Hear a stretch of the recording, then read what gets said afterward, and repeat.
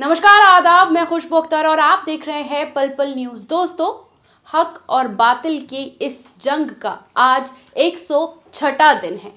आज नए अपडेट्स पर बात होगी, लेकिन इस अपडेट के बीच एक बात जिस पर बार बार जोर दी जानी चाहिए लेकिन उसके बारे में बात नहीं होती, वो ये है कि फिलिस्तीन अपनी आज़ादी की तरफ तेजी से आगे बढ़ रहा है। अमेरिका इजराइल में खटपट को देखते हुए अमेरिका अब हमास को लेकर नरम पड़ने लगा है। हिजबुल्लाह ने जो जंग अपने सीने पे ली थी, इजराइल की उससे कमर टूट चुकी है।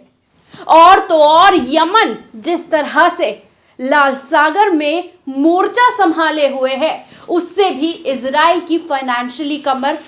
टूट चुकी है, कमजोर नहीं हुई है। और मोटा मोटा सिनेरियो अगर हम देखते हैं तो उसमें यह साफ पता चलता है कि इस जंग में अगर किसी का नुकसान हुआ है तो वो खुद इजराइल है, क्योंकि तेल अवीव अब पूरी तरीके से नक्शे से मिटने जैसी तस्वीरें हर रोज सामने आती हैं। इजराइल के सैनिक अब हमास के मुजाहिदीनों से लड़ना नहीं चाहते। वर्ल्ड मीडिया का भी पूरा सिनेरियो बदला है। हमास को आतंकी कहने वाले अब उन्हें फाइटर कहने लगे हैं।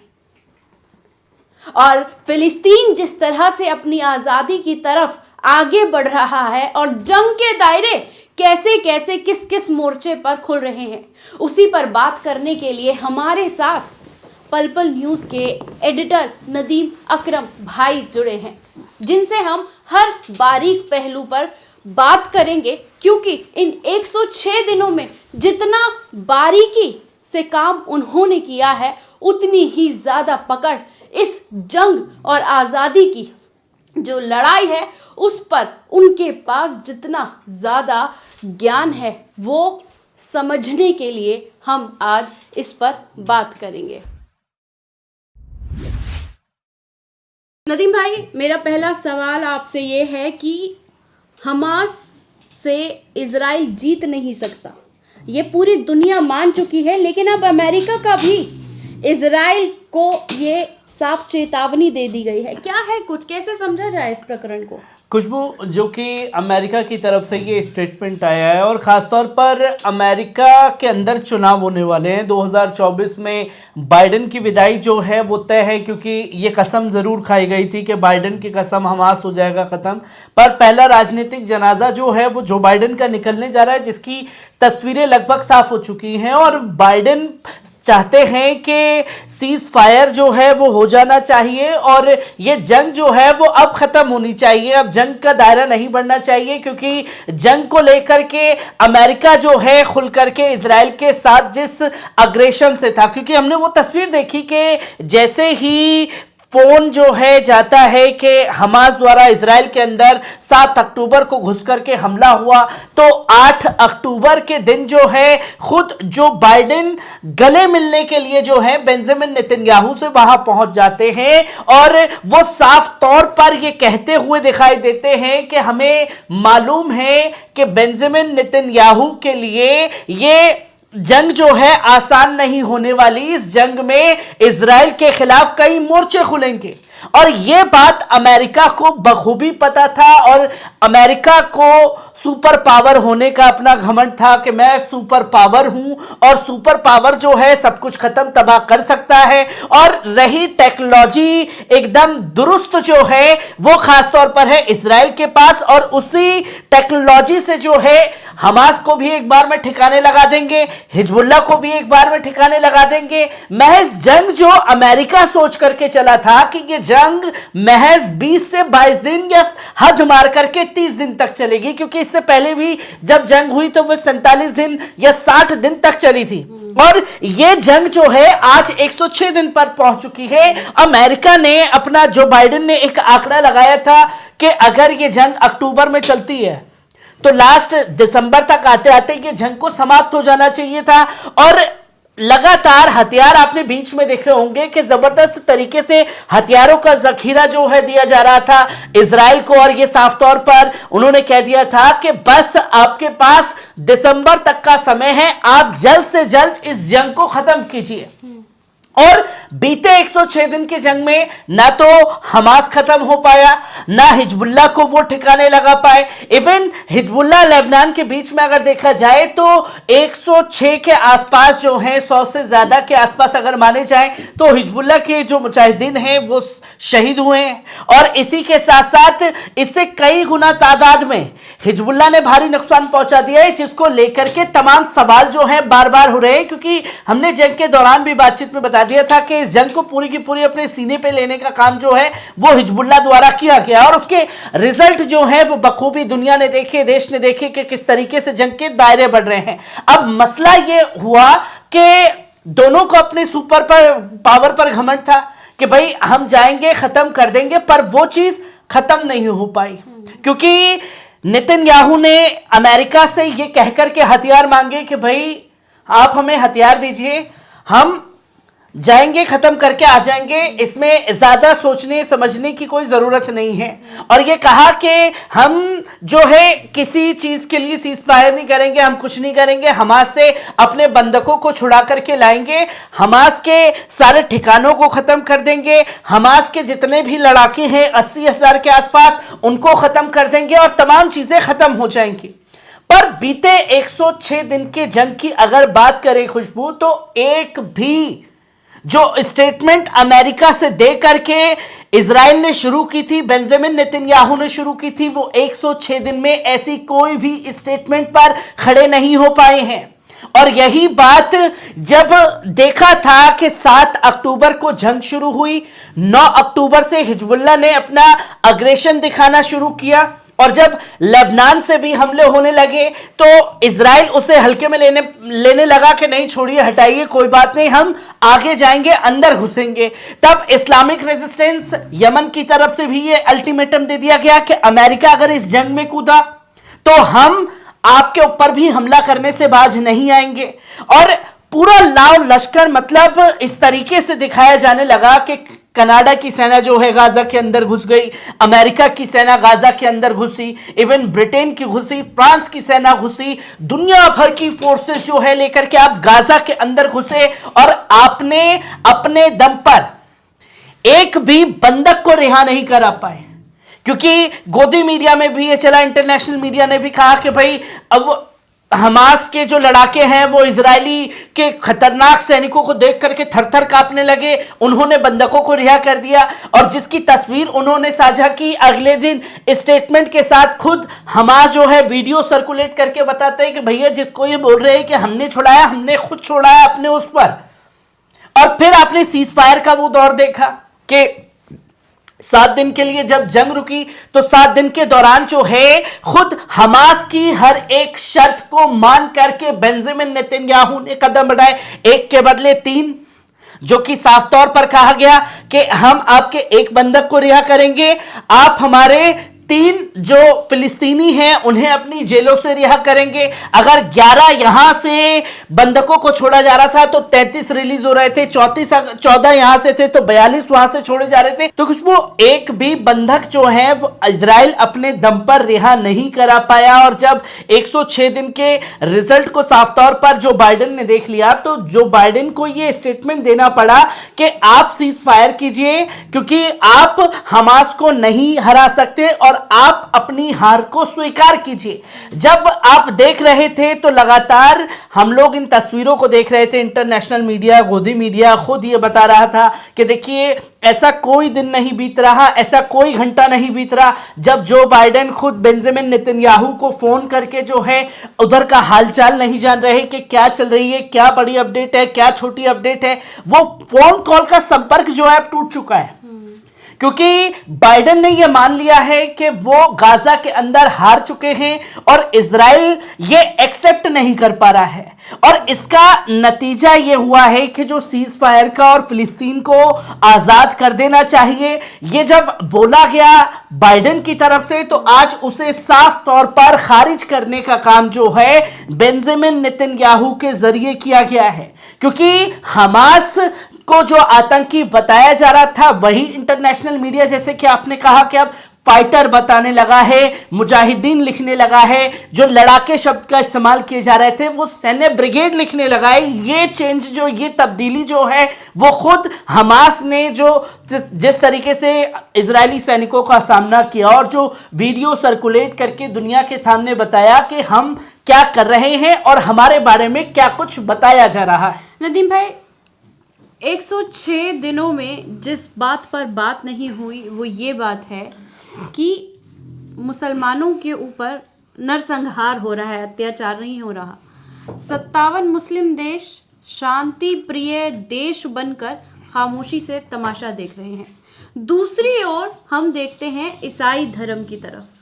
वहाँ भी नरसंहार हो रहा है, लेकिन तमाम ईसाई देश ईसाइयों के साथ खड़े हैं, इजराइल के खिलाफ खड़े हैं। तो ये कैसा मतभेद है कि मुसलमान के साथ खड़ा नहीं है? तो ये वही दोगलई है, या साफ कहें कि अमेरिका का प्रभाव इतना है कि कोई अपने गले में मुसलमान नाम सुनकर ही खुद मुसलमान उससे दूरी बना रहा है। खुशबू, अगर इस बात की बात की जाए, ये साफ तौर पर सवाल यही है कि गाजा के साथ ईसाई देश खुल करके खड़े हैं,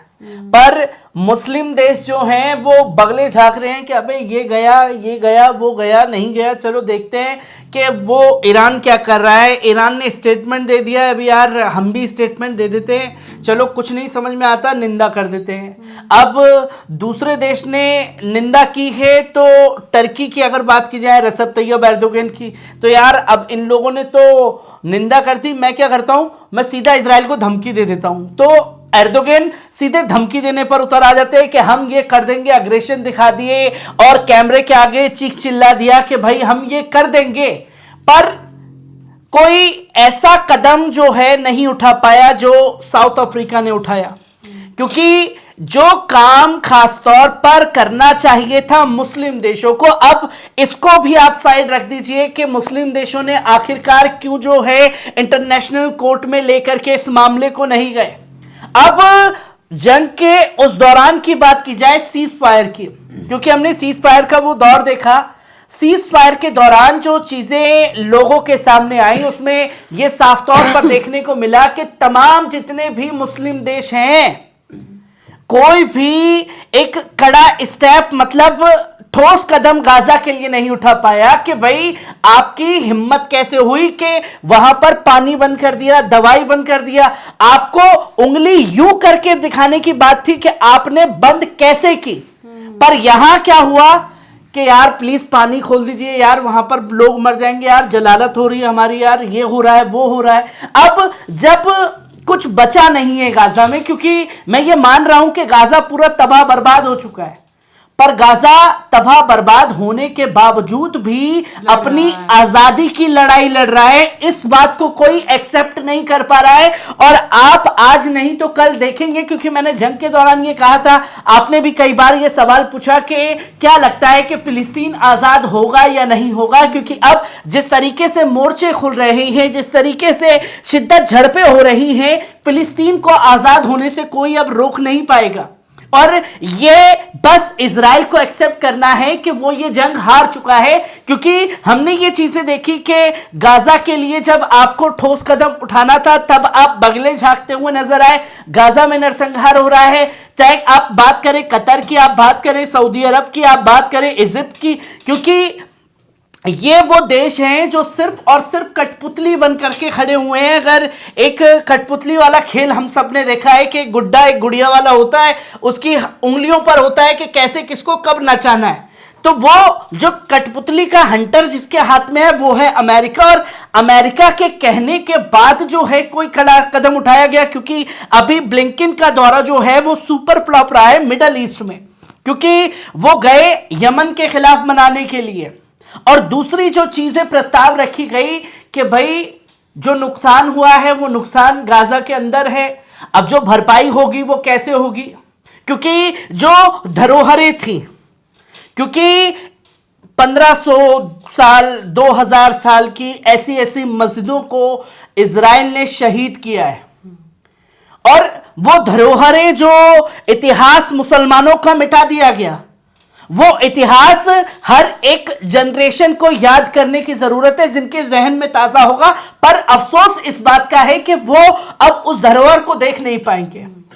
क्योंकि गाजा के अंदर जो घरों का नुकसान हुआ, जो स्कूल कॉलेज अस्पतालों का नुकसान किया, उसके बनाने के लिए तमाम मुस्लिम देश, कतर ने भी हामी भर दी कि हाँ हम आगे आ रहे हैं, हम सारी चीज़ें बनवाएंगे। टर्की ने भी हामी भर दी कि हाँ हम सारी चीज़ें भरवाएंगे। सऊदी अरब ने भी सारी चीज़ें भर दी कि हाँ हम आगे आएंगे। ये एक तरह से जले पर नमक छिड़कने जैसा है कि आप आगे तो आ रहे हैं, क्योंकि इसके बाद जो है चीजें रोजमर्रा की जिंदगी फिर से तो शुरू होंगी। वहां पर रोजमर्रा की जिंदगी के लिए जो साधन सुविधाएं जुटने के लिए चीजें चाहिए, वो ये देश करने के लिए तैयार हैं। पर सबने एक सुर में एक साथ कहा ब्लिंकन को कि आप पहले इजराइल को बोलिए कि वो वहां बमबारी रोके, तब जाकर के हम कोई कदम उठाएंगे। जो चीजें लगातार चल रही हैं, और ये सबसे बड़ा फेलियर था कि एक दूसरा यमन के खिलाफ इन देशों को मनाने की, पर कोई भी देश जो है खुलकर के सामने नहीं आया। बहरीन जो है खुलकर के सामने है, वो तमाम चीजें लोगों के सामने। और बहरीन ही वो देश है जिसने जंग की शुरुआत में जब 7 अक्टूबर को हमला हुआ तो उसने गाजा के लोगों को आतंकवादी बताया। यूएई ने भी सुर में सुर मिलाया, जो कि गद्दारी की जो चीजें हैं गाजा के लोगों के साथ ये समय समय पर देते रहते हैं। पर सबसे बड़ी अफसोस की बात है कि एक ईसाई देश खुलकर के सामने आ सकता था। मुस्लिम देशों ने अब शब्द नहीं बचते कि उन्हें क्या ही कहा जाए। नदीम भाई, इसके साथ साथ बार बार यमन को सलाम करने का मन करता है, मैं हर बार अपने वीडियो में कहती हूँ, लेकिन यमन ने अपनी स्ट्रैटेजी बदल दी है। यमन एक नई स्ट्रैटेजी के साथ लड़ रहा है। अमेरिका जब उस पर वार करता है तो वो उसी वक्त उसको उसकी औकात दिखा देता है। मैं आपसे समझना चाहूँगी कि ये जो नई चालें हैं यमन की, जिसमें अमेरिका फंस रहा है, अपने आप को सो कॉल्ड कहने वाला वर्चस्ववादी देश यमन छोटे मुस्लिम देश की चालों में फंस रहा है, कैसे देखा और समझा जाए? खुशबू, अगर हुतियों की खतरनाक प्लानिंग की बात की जाए तो कभी सपने में भी अमेरिका इजराइल ने नहीं सोचा होगा कि एक तकरीबन 1750 किलोमीटर बैठा एक दूर देश वो उसकी नींव को हिला सकता है। उसके एक जो गुंबद है, मतलब एक बड़ा सा आपने स्टैच्यू तैयार कर दिया है, उस स्टैच्यू की जो जड़ है उस पर सीधा हमला कर सकता है। इसका अंदाजा नहीं था अमेरिका और उसको, क्योंकि जब जंग के दौरान मैं ही था जिसने सबसे पहले ये बताया था कि यमनी सेना जो है जंग में कूदी। तमाम तरीके की कंट्रोवर्सीज हुई, कई लोगों को हमारे खिलाफ में वीडियो बनाने पड़े, तमाम चीजें सामने आई, पर उस पर बात ना की जाए। फिर बाद में वही लोग बताने लगे कि 2 दिन बाद यमन जंग में कूदा। और फिर ये चीजें समझ में आने लगी कि जब मैं बोलने लगा कि भाई यमन ने इजराइल के शहर पर बमबारी की है, तो कुछ बुद्धिजीवी हमारे, मैं उन लोगों को मुसंगी अपने वीडियो में करार दे रहा हूं, वो खुद बोलने लगे कि नदीम भाई यार क्या फेकम फेक लगा रखी है आपने, कितनी दूर है यमन और कितनी दूर है इजराइल, आप बताइए कि कैसे वार कर दिया उस पर। एक भी हमले से फायदा हो रहा हो तो आप बताइए कि क्या फायदा हो रहा है,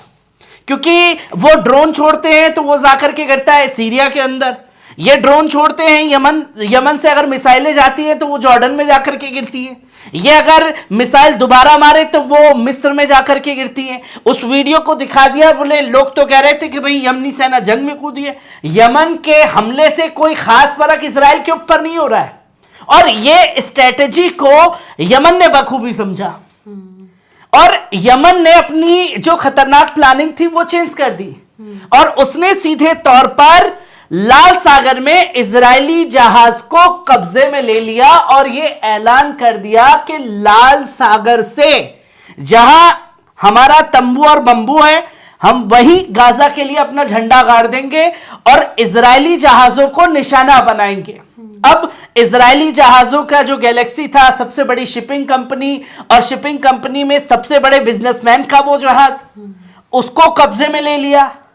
तब जाकर के जो है ये नींव हिली और तब समझ में आया कि यमन को वो नहीं करना चाहिए, यमन गलत कर रहा है, यमन को समझाइए कि ये ना करे।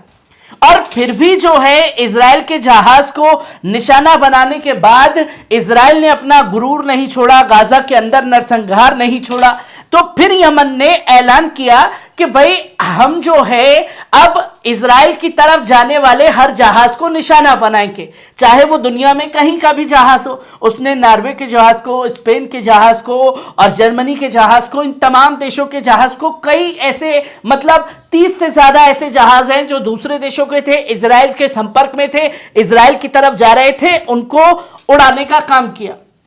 और जब उन जहाजों पर हमला हुआ है तो अमेरिका की भी बिलबिलाहट सामने आई कि भाई ये तो मतलब कभी सपने में हमें गुमान भी नहीं था कि यमन इस स्ट्रेटेजी के साथ हम पर वार करेगा। अब यमन को डराने के लिए क्या किया साहब कि अमेरिका ने अपना युद्धपोत जो है वो तैनात कर दिया कि इजराइल की तरफ अगर कोई हमला जाएगा तो हम उसे हवा में मार गिराएंगे, और अगर यमन वार करेगा तो सऊदी अरब जो है वो बीच में से आकर के उसे इंटरप्ट कर देगा, क्योंकि कई तस्वीरें जंग के दौरान सामने आई।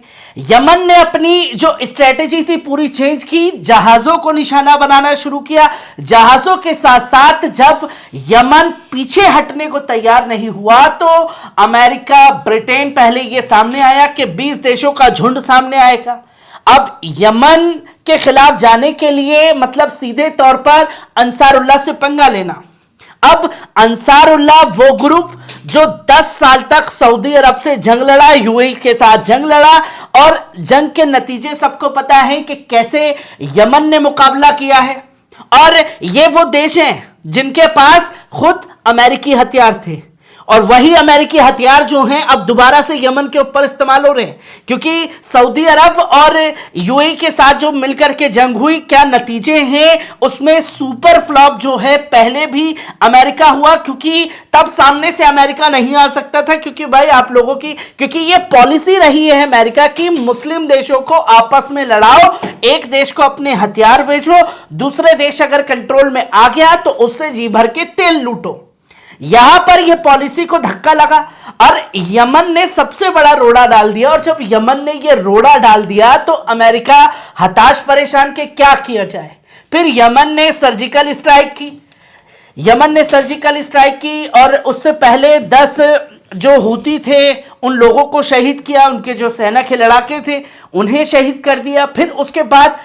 एयर स्ट्राइक हुई, एयर स्ट्राइक में तकरीबन 60 से ज्यादा ठिकानों को निशाना बनाया। ये अमेरिका, ब्रिटेन ने कहा कि डराने के लिए कि शायद अब रुक जाए यमन। यमन ने दोबारा पलटवार कर दिया और कह दिया कि हम पीछे हटने वाले बिल्कुल नहीं हैं, हम गाजा के समर्थन में तमाम कदम उठा रहे थे, और आपका यह हमला साफ तौर पर अब दुनिया के सामने है कि आप गाजा के इस नरसंहार में खुद आपके हाथ सने हुए हैं। और ये जो क्लैश बढ़ेगा यमन से, ये जंग के दायरे बढ़ाएगा, और जब ये जंग के दायरे बढ़ेंगे तो यकीनन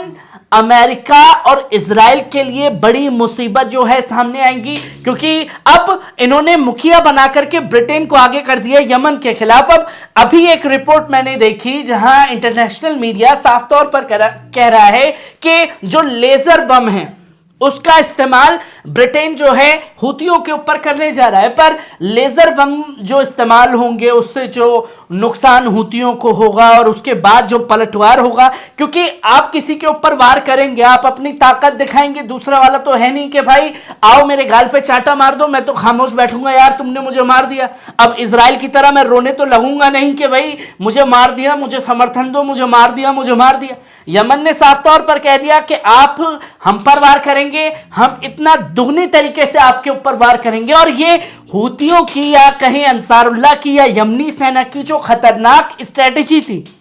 जो जाल उसने बनाया कि अमेरिका का ध्यान इजराइल से हटा करके इस जगह लाल सागर में लाया जाए, वो उसमें बखूबी कामयाब रहा है, और उस ट्रैप में अमेरिका पूरी तरीके से फंसा है। और बीच में ये ईरान पाकिस्तान का क्लैश कराने की कोशिश की, ईरान ने शांत हो गए कि ये एक ट्रैप है, इसमें हमें फंसना नहीं, पाकिस्तान को जितना बौखलाना है बौखलाने दीजिए, क्योंकि वो तो एक टूल किट की तरह काम ही कर रहा है इस जंग के दौरान। एक स्ट्रैटेजी ये है जिसके खिलाफ अमेरिका खुद था इजराइल के, वो ये था कि हिजबुल्लाह से कोई जंग नहीं लड़ना चाहता, ये बात एकदम क्लियर है। लेकिन इसी के बीच सिर्फ नेतन्याहू ही ऐसा कमअक्ल इंसान है जो हिजबुल्लाह से जंग लड़ना चाहता है। लेकिन इसके बीच भी एक चीज़ है जिस पर बात होनी ज़रूरी है कि अमेरिका ने इजराइल को इस बात की चेतावनी साफ तौर पर दी थी कि जैसा का तैसा पॉलिसी आप सब जगह तो कर सकते हो लेकिन हिजबुल्लाह के साथ मत करना। लेकिन उसने वही किया और नज़ारे आपके सामने हैं, कैसे देखा और समझा जाए। खुशबू, एक बात की जाए कि हिजबुल्लाह के जो अग्रेशन है, क्योंकि हिजबुल्लाह ने साफ तौर पर जब पहली बार सैयद हसन नसरुल्लाह का बयान आया, उन्होंने ये कहा कि 7 अक्टूबर की जंग के बारे में हमें कुछ नहीं बताया गया और हमें इसका वो नहीं था और हम इस जंग में कूदे इसलिए हैं। 2 उसके रीज़न हैं, एक गाजा के अंदर नरसंहार और दूसरा मस्जिद अल अक्सा। और मस्जिद अल अक्सा ऐसी चीज है कि चाहे कोई भी मुसलमान हो, दुनिया का हर मुसलमान जो है इसमें गाजा और मस्जिद अल अक्सा के साथ खड़ा होगा, तो हम इसमें मस्जिद अल अक्सा को लेकर के हर प्रहार करेंगे जो हमला होगा। क्योंकि ये पहले ही चेताया दिया गया था अमेरिका द्वारा कि आप हिजबुल्लाह जो है अग्रेशन दिखा रहा है, हिजबुल्लाह आपको अपनी तरफ खींच के लाना चाहता है, आप तैश में ना आए, आप शांति रखें, हिजबुल्लाह से जंग ना लड़ें। पर नेतन्याहू के दिमाग में सनक सवार कि भाई मैं तो बाइडेन की कसम हमास को भी खत्म कर दूंगा, मैं बाइडेन की कसम हिजबुल्लाह को भी खत्म कर दूंगा, मैं बाइडेन की कसम पूरी दुनिया खत्म कर दूंगा और अगर बचूंगा तो मैं वो। और यहां